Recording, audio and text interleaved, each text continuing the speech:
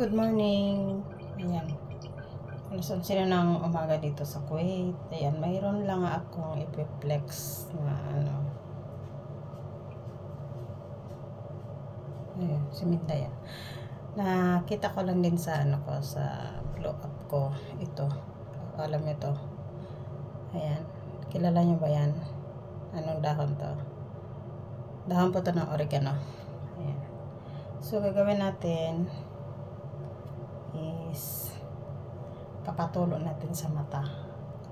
Ginagawa ko na to mga 1 month na. Ganda siya. Hindi ko alam, para sa akin maganda. Yan, squeeze lang natin. Ganyan, pakatasin.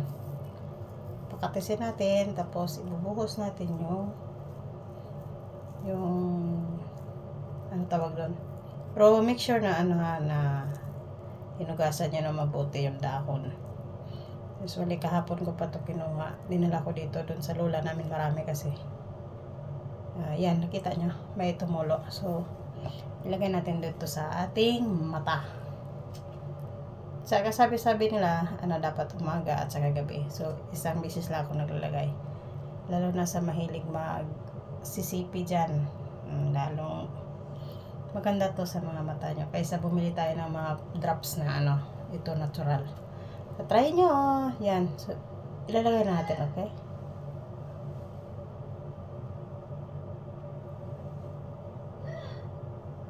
So, yan.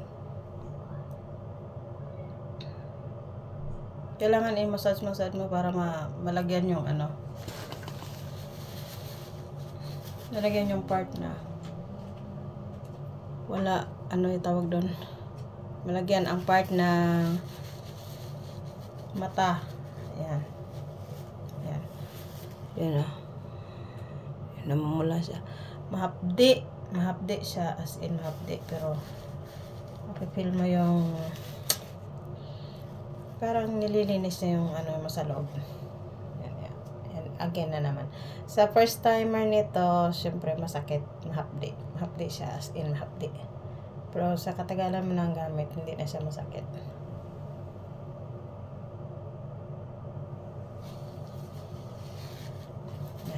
Dalawang bisis, dalawang tulo. Pikit lang natin, ganyan lang.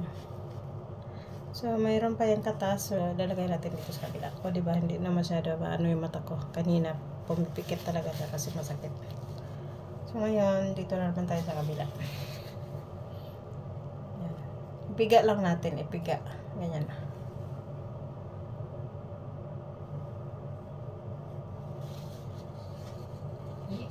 Nagpagihi na. Nga na, dali.